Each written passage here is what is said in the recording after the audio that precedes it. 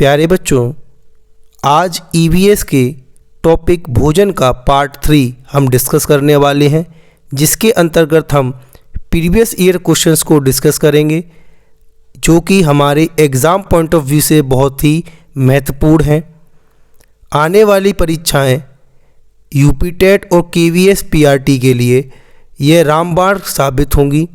तो बिना किसी देर के बढ़ते हम अपने पहले प्रश्न की तरफ। विटामिन सी की कमी से होने वाली बीमारी का क्या नाम है? आपके ऑप्शन हैं option A scurvy, option B बेरी, ऑप्शन सी रतौंधी तथा ऑप्शन डी थकान। प्यारे बच्चों, विटामिन सी का रासायनिक नाम एस्कॉर्बिक एसिड होता है। यह खट्टे पदार्थों में पाई जाती है। शरीर में विटामिन सी की कमी से स्कर्वी नामक रोग हो जाता है। इस रोग में दांत के मसूड़ों से खून आने लगता है।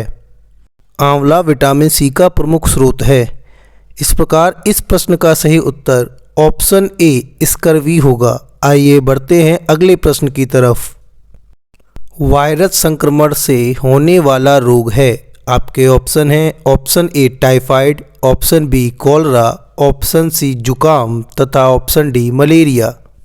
प्यारे बच्चों, जुकाम वायरस से होने वाला रोग है, जबकि टाइफाइड, कॉलरा तथा मलेरिया जल से होने वाले रोग हैं। इस प्रकार इस प्रश्न का सही उत्तर ऑप्शन सी जुकाम होगा।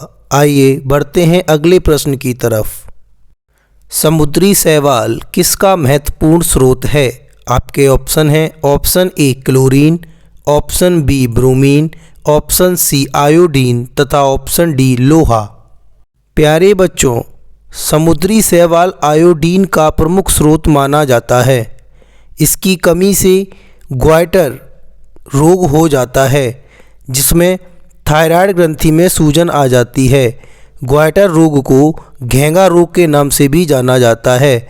इस प्रकार इस प्रश्न का सही उत्तर ऑप्शन सी आयोडीन होगा। आइए बढ़ते हैं अगले प्रश्न की तरफ। पोलियो का कारण है। आपके ऑप्शन हैं ऑप्शन ए जीवाणु, ऑप्शन बी विषाणु, ऑप्शन सी कवक तथा ऑप्शन डी कीट। प्यारे बच्चों, पोलियो विषाणु के कारण होता है। पोलियो का वायरस भोजन या पानी के साथ शरीर में प्रवेश करता है तथा तंत्रिका तंत्र को क्षतिग्रस्त कर देता है। इससे मांसपेशियों में अवरोध उत्पन्न हो जाता है। इस प्रकार इस प्रश्न का सही उत्तर ऑप्शन बी विषाणु होगा। आइए बढ़ते हैं अगले प्रश्न की तरफ। जल जनित रोग है। आपके ऑप्शन हैं ऑप्शन ए अतिसार, ऑप्शन बी छोटी माता, ऑप्शन सी रक्ताल्पता तथा ऑप्शन डी मस्तिष्क ज्वर। प्यारे बच्चों, जल जनित बीमारियां जल में उपस्थित सूक्ष्म जीवों जैसे जीवाणु, विषाणु तथा अमीबा के कारण होता है। अतिसार रोग जल के द्वारा उत्पन्न होता है, जबकि छोटी माता, मस्तिष्क ज्वर विषाणु द्वारा तथा रक्ताल्पता लोहे की कमी से होता है। इस प्रकार इस प्रश्न का सही उत्तर ऑप्शन ए अतिसार होगा। आइए बढ़ते हैं अगले प्रश्न की तरफ। धूम्रपान से होने वाला प्रमुख रोग है। आपके ऑप्शन हैं ऑप्शन ए तपेदिक, option B cancer, option C ulcer तथा ऑप्शन डी अनिद्रा। प्यारे बच्चों, धूम्रपान से मुख्यतः फेफड़े तथा मुख का कैंसर हो जाता है। कैंसर विषाणु से होने वाला रोग है। इसके अंतर्गत ऊतक नष्ट होने लगते हैं, जिस कारण घाव जल्दी भरते नहीं हैं और वे बढ़ते रहते हैं। इस प्रकार इस प्रश्न का सही उत्तर ऑप्शन बी कैंसर होगा। आइए बढ़ते हैं अगले प्रश्न की तरफ। चूहों के द्वारा फैलने वाला रोग है। आपके ऑप्शन हैं ऑप्शन ए चेचक, option B malaria, option C plague तथा ऑप्शन डी तपेदिक। प्यारी बच्चों, चूहों द्वारा फैलने वाला रोग प्लेग है। प्लेग के वायरस को पिस्सू कहते हैं तथा पिस्सू परजीवी के रूप में चूहों पर निर्भर रहते हैं। प्लेग से शरीर के फेफड़े तथा लाल रक्त कणिकाएं प्रभावित होती हैं। इस प्रकार इस प्रश्न का सही उत्तर ऑप्शन सी प्लेग होगा। आइए बढ़ते हैं अगले प्रश्न की तरफ। रोनाल्ड रॉस का संबंध निम्न में से किससे है? आपके ऑप्शन हैं ऑप्शन ए हैजा, ऑप्शन बी चेचक, ऑप्शन सी ट्यूबरक्यूलोसिस तथा ऑप्शन डी मलेरिया। प्यारे बच्चों, मलेरिया मादा एनाफिलीज मच्छर के काटने से होता है, जो कि प्लाज्मोडियम नामक प्रोटोजोआ को मनुष्य के शरीर में छोड़ता है। इससे रोगी को सर्दी और सिर दर्द के साथ बार बार बुखार आता है। सिनकोना वृक्ष की छाल से प्राप्त कुनैन नामक औषधि का उपयोग मलेरिया के उपचार में किया जाता है। रोनाल्ड रॉस एक प्रसिद्ध चिकित्सक थे जिन्होंने 1902 में मलेरिया बुखार के परजीवी प्लाज्मोडियम की खोज के लिए चिकित्सा का नोबेल पुरस्कार जीता। इस प्रकार इस प्रश्न का सही उत्तर ऑप्शन डी मलेरिया होगा। आइए बढ़ते हैं अगले प्रश्न की तरफ। निम्न में कौन संक्रामक रोग नहीं है? आपके ऑप्शन हैं option A dengue, option B malaria, option C polio तथा ऑप्शन डी टिटेनस। प्यारे बच्चों, डेंगू, मलेरिया एवं पोलियो संक्रामक रोग होते हैं, जबकि टिटेनस संक्रामक रोग के अंतर्गत नहीं आता है।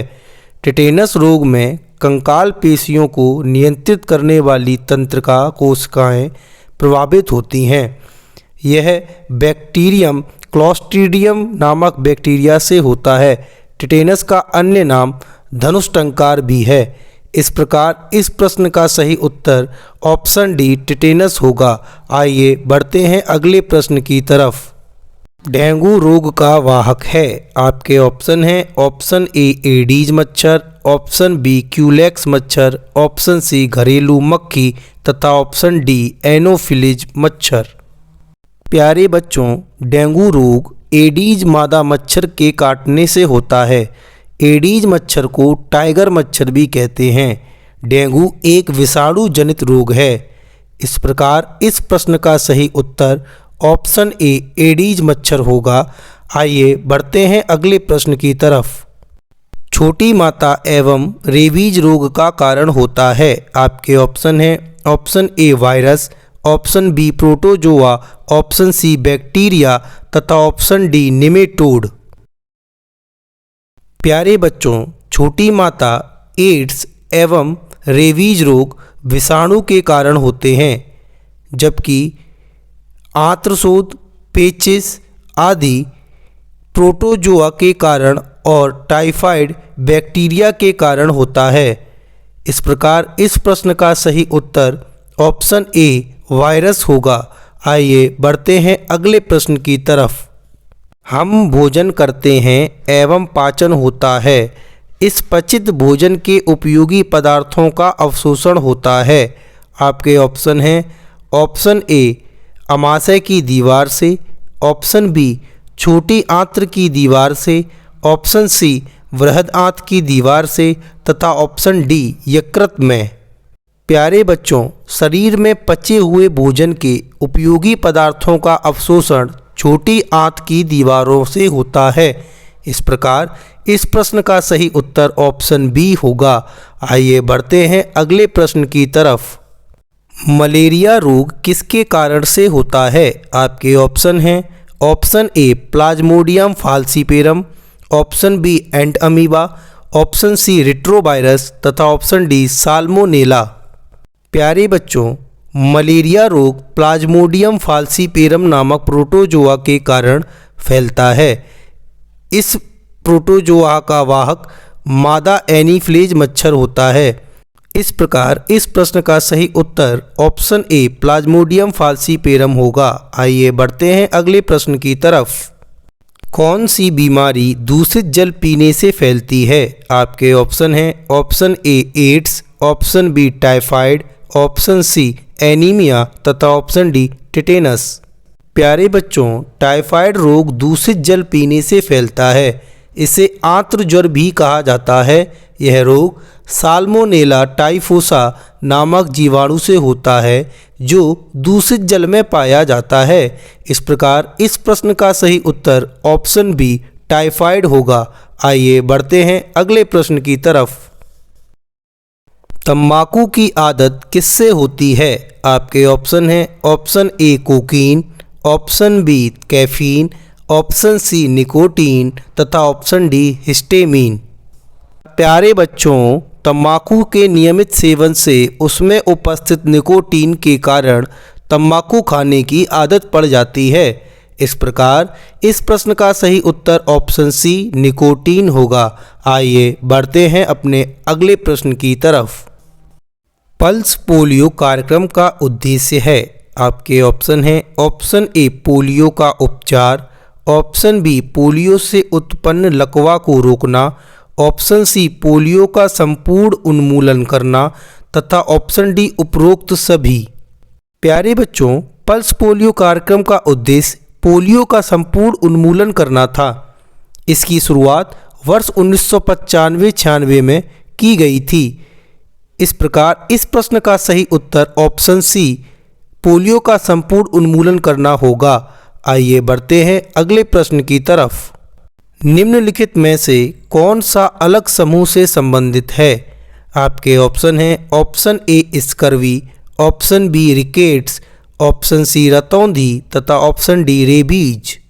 प्यारे बच्चों, जैसा कि हम सब जानते हैं कि scurvy vitamin C, rickets vitamin D तथा रतौंधी विटामिन ए की कमी से होते हैं, जबकि रेबीज कुत्ते के काटने से फैलता है। इस प्रकार इस प्रश्न का सही उत्तर ऑप्शन डी रेबीज होगा। आइए बढ़ते हैं अगले प्रश्न की तरफ। निम्नलिखित में से कौन सा 100% खुले में शौच मुक्त राज्य है? आपके ऑप्शन हैं option A Andhra Pradesh, option B Assam, option C Kerala तथा ऑप्शन डी तमिलनाडु।